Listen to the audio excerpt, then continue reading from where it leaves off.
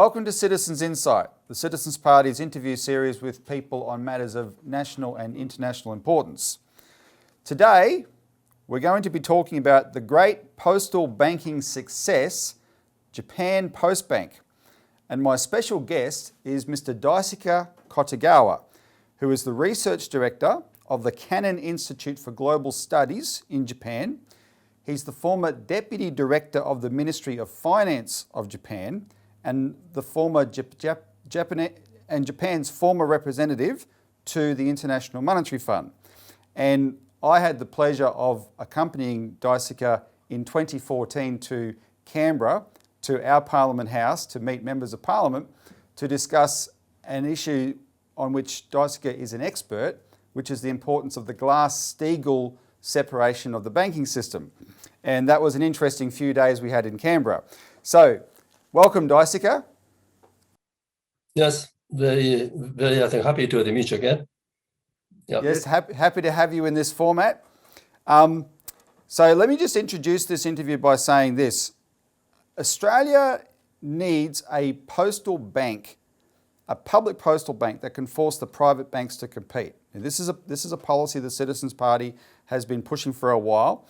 We have developed legislation for this to introduce into Parliament because the legislation we've written is tailored to the Australian banking system, because you have a system here dominated by 4 very large banks, and other players find it very hard to compete with those banks. And those banks create a certain centre of gravity in the financial system that puts all the money into mortgages and building up mortgage and property bubbles. And a lot of areas of the economy miss out on credit. Those are the productive areas. And a lot of areas of the economy miss out on banking services. So rural and regional Australia, low-income suburbs have been abandoned by the private banks. And this is the area that a public postal bank could fill. Now, a public postal bank is not a novel idea. These are have been applied around the world for many, many years. The most effective one, and the most famous one, and the largest one, is Japan Postbank. And so to show Australians how effective postal banks can be, we've invited Daisuke, who is an expert in the Japanese financial system, on to talk about Japan Postbank. So, Daisuke, let's start off. You are an expert in Japan's in Japan's financial system. You were, like I said, the former Deputy Director of the Ministry of Finance, etc. So you know this subject very well. How successful is Japan Postbank, and how important has it been to Japan's economic success over the years? Well, first of all, I'd like to emphasize that we need to, I think, make a distinction between 2 functions of a bank. Number one is a bank whose purpose is to, I think, collect savings from depositors.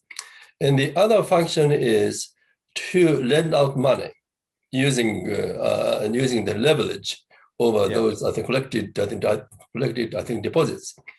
And I think first part, the first part of that function in our Japanese Postbank started about 150 years ago, right after the Meiji restorations. And it was the Japanese government which actually, I think, promoted to increase the savings of all people in Japan, so that those financial resources can be a very big power for, I think, Japan to maintain its independence. As you know that at that time, most of the Asian countries, other than Japan and Thailand, were actually colonized, and so I think people in Japan, those I think leaders who conducted that I think major restoration, they learned how important it is for any country to stand upon their own financial resources. So they introduced this, I think, Postbank system because maybe I think as in Australia, post offices have so many branches all over the country. So you can reach out almost all, I think, people, even in very, I think, rural areas.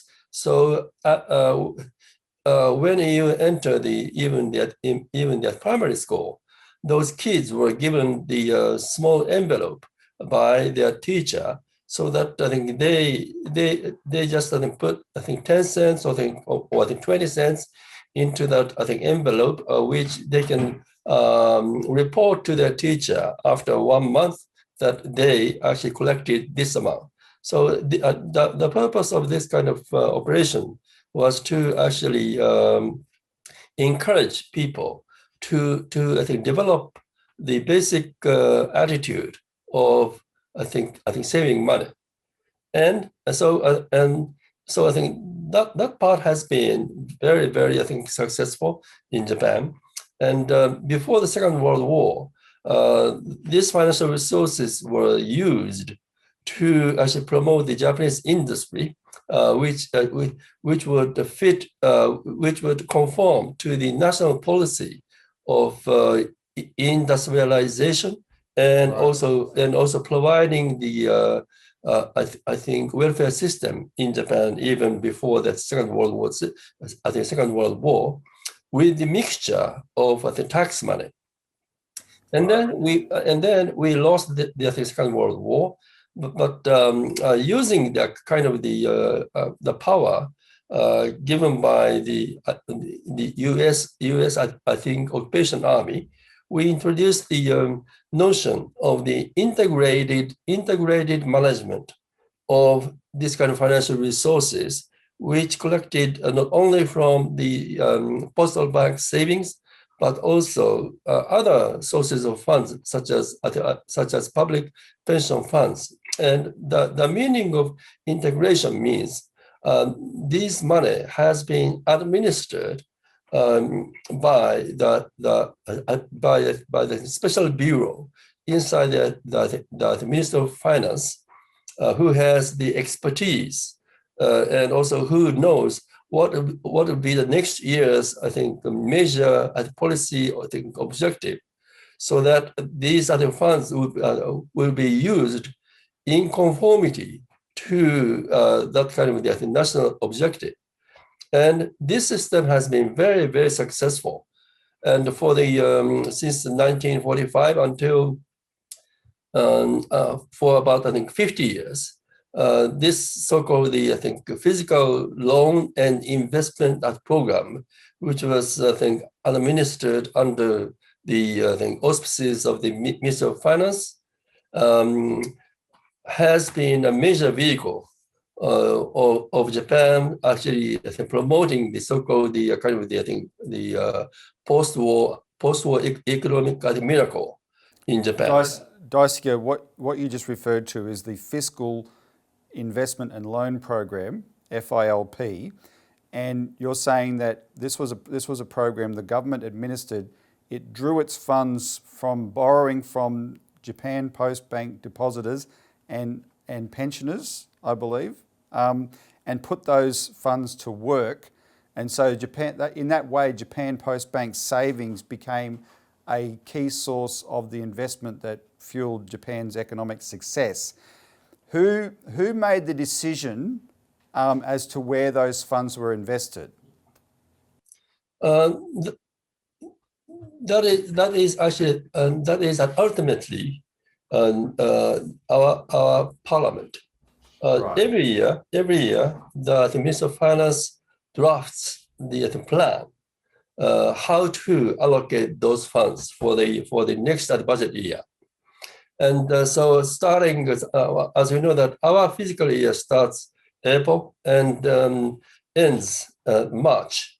Yeah. So I think this drafting process of the next year's plan starts, I think, sometime around August or September, and within the next, I think, 3 months, all ministries who would like to use this money, they approach the people in charge in the Ministry of Finance their own specific projects Right. for which these financial resources, I think, should be used. And as a kind of the administrator of this integrated, I think, management, the person inside the Ministry of Finance can actually judge what are the I think what are the more important projects for the I think for the next year, and then I think the Minister of Finance actually comes up with its own draft towards the end of December. That will be I think submitted to a parliament in January, and will be discussed in a parliament, and the parliament every year actually approved those yearly plan towards the end of March. Yeah. Now, what you're describing, I'll make an editorial comment. From the standpoint of the very modern neoliberal total free market economy, sounds like a large amount of government control. However, at no point post-war could Japan as an economy ever be accused of being communist, because it wasn't, and it was incredibly successful even with this level of government involvement in the economy. But that level of government involvement was necessary, wasn't it? Yes, because first of all, there is no dictator who can actually dictate what's good and what's wrong, because they don't have such kind of intelligence. While our approach is basically bottom up, that means each ministry listens to the I think specific group of people who would like to start their own, well, I think work or company, and also who would like to borrow, I think borrow a government, I think financing with the I think low interest rate, in order to, for example, improve or start their business. So each ministry listens to those I think people's I think voice, and based upon those voices, each ministry actually approaches the Ministry of Finance with their I think own project. So it's I think a kind of accumulation of huge accumulation of knowledge of huge numbers of people who are actually running their own business, or I think running their own local I think economy. Yeah. Yeah. And would it be true to say that this form of lending through the fiscal investment and loan program funded by Postbank, etc., this would be lending to the areas that the private banks would not be prepared to lend to? Basically, I think the very simple answer to that is, you may have learned in your university the difference between economic return and financial return. Financial return means if a company runs a business, that company has to have financial return, which will justify its business by way of the profits, right? But as a society, you have to also know the notion of the economic return. That is, for example, if you improve the road, which is basically public, of course, you cannot make money out of constructing, I think road. Yeah. But if the time of travel for anybody who would like to go through that kind of roads would be shortened, then society as a whole, it will have a big gain as the saved time. And so this economic return, any kind of projects that has economic returns have to be considered by the government. Well, although they are not fungible by the private commercial banks. Yes. So the commercial banks can't get a financial return, but there is an economic return, and it's up to the government to make that decision. And what you're describing there is the general model we would like people to think about when we advocate a postal bank and a national economic development bank or an infrastructure bank, because it's for the same reason. The private sector invests in what it can get a financial return out of. We need institutions that can invest in what the country can make an economic return out of. So that's a very good point to make. Now, Japan, Daisuke, is number one in the world in public debt. It has an enormous public debt, 230% of GDP, but it's not as bad a problem as people might think it is because of the postal bank, right? No, I think the main reason why we don't have to worry about our debt is 93% of our debt has been financed internally, I think domestically.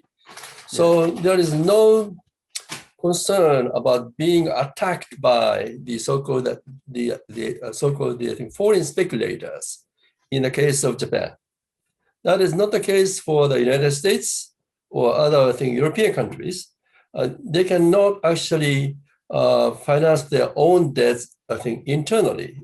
So they always suffer from a potential attack by those foreign, speculators. Yeah. Yes.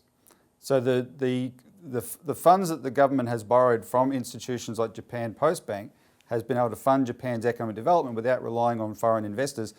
Now, what's interesting about that is, go back to your earlier comment, the leaders of Japan at the time of the Meiji Restoration foresaw how important that was, and it's still essentially Japan's model today, which is an interesting thought when you think about it.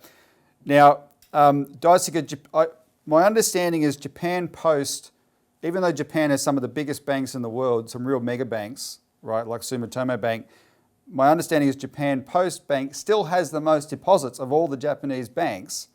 So the people of Japan still have a lot of confidence in this public postal system, even though they could choose to put their money somewhere else. Sure, yeah, because it's somewhat related to, Japanese government, and also it has a huge amount of cash inside, right? And so that's why I think people, still have confidence. Now, as I mentioned earlier, you visited Australia and we went to Parliament to talk about the importance of GlassSteagall, which was the separation between commercial banking and investment banking that the United States used to have, Japan used to have after World War II.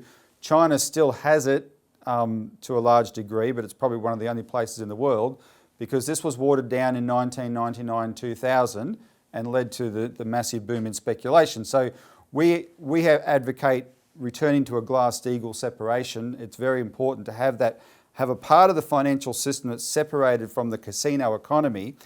Do you think a postal bank, because it's owned by the government and can be very large, do you think it's a good step towards a GlassSteagall separation? Well, I think the existence of Postbank is not, directly related to the issue of the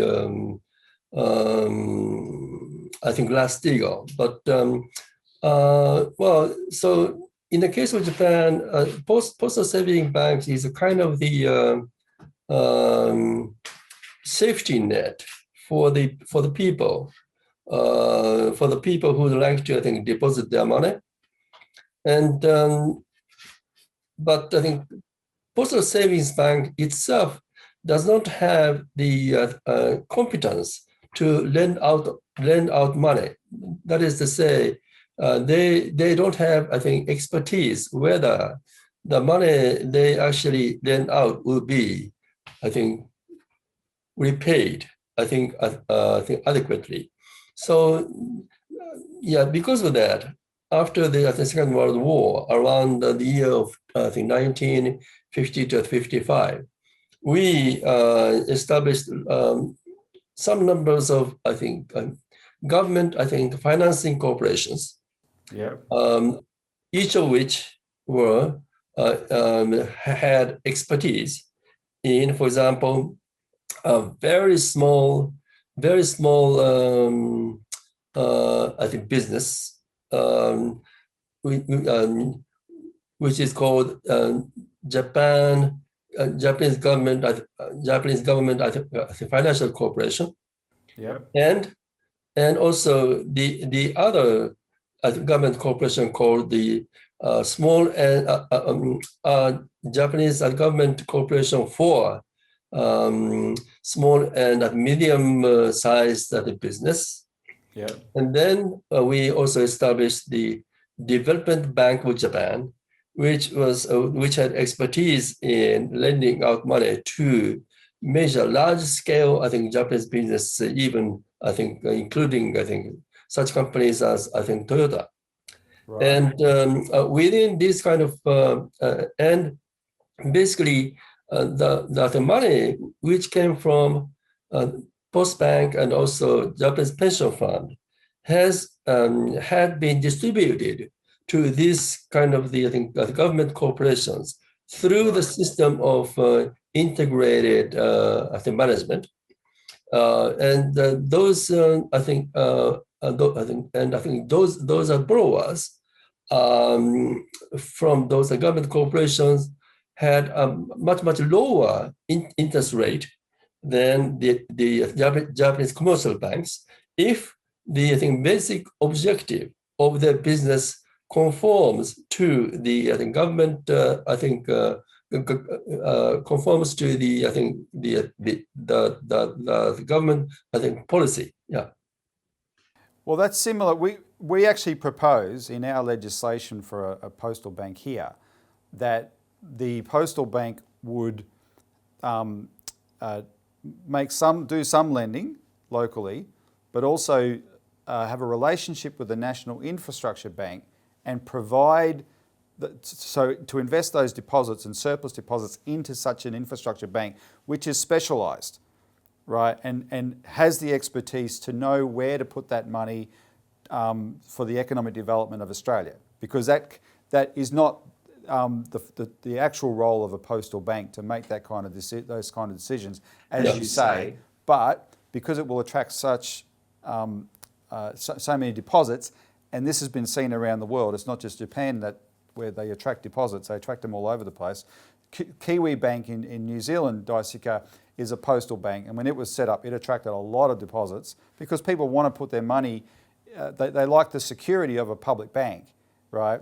But you're right. You need to have people with expertise to know where to put those funds. And as you say, Japan set up these specialised institutions to do that. And this is the sort of thing that we think Australia should be modelling our postal bank on, roughly those kind of principles. Daisuke, in conclusion, would you recommend Australia adopt a postal bank? Yeah, sure. But I think two things I would like to emphasize. That's number one.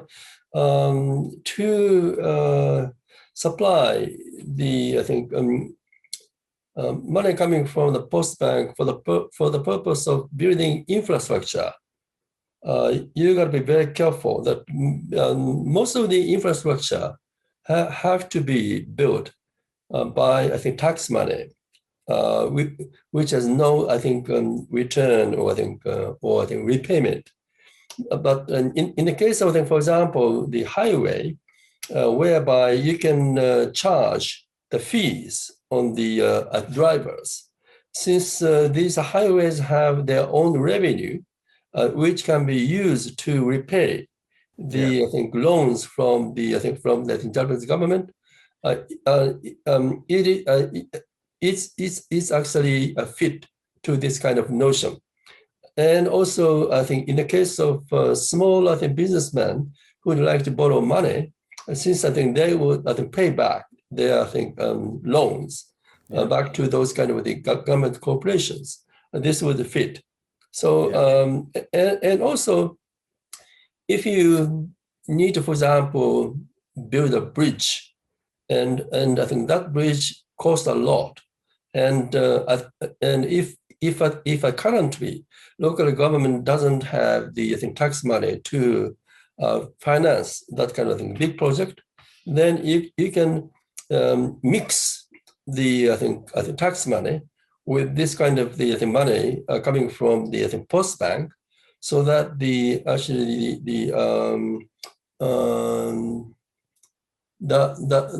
time of the length of repayment can be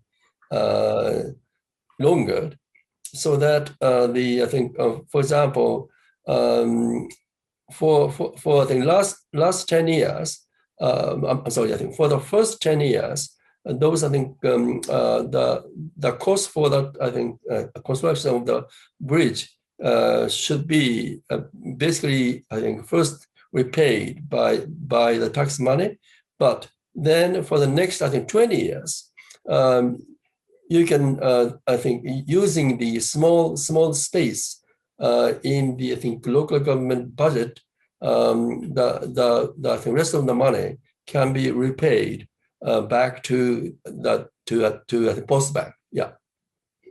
And that what you're describing there sounds to me like the way that your fiscal investment loan program worked, where it was part of the national budget. It was a sort of a second. It was regarded as a second budget, right? Yeah. Yes. Yes. And in that way, the public could know their funds were being put to use.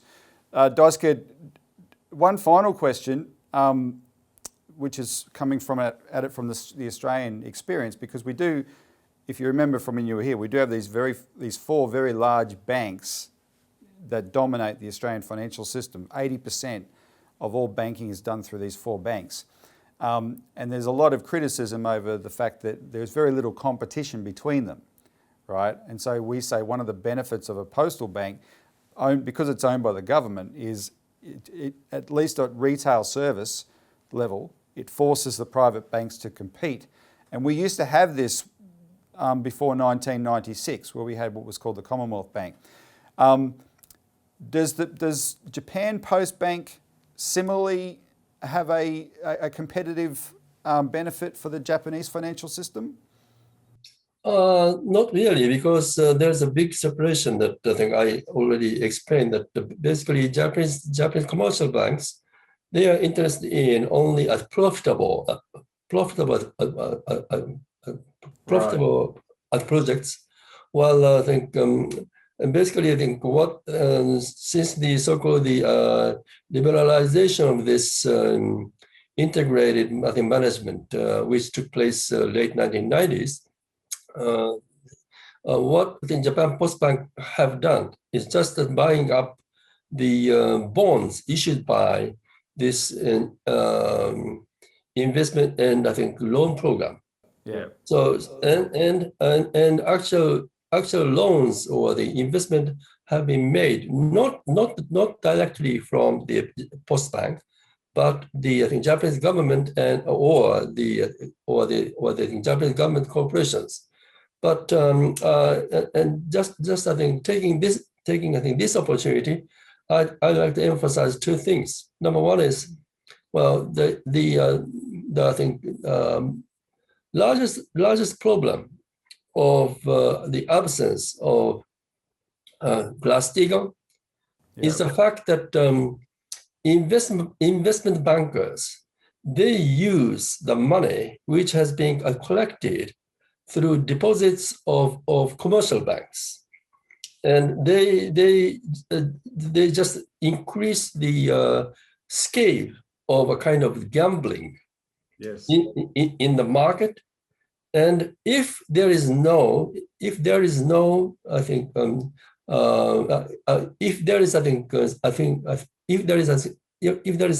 separation of investment bank and and commercial banks, even if investment banks would make mistakes and go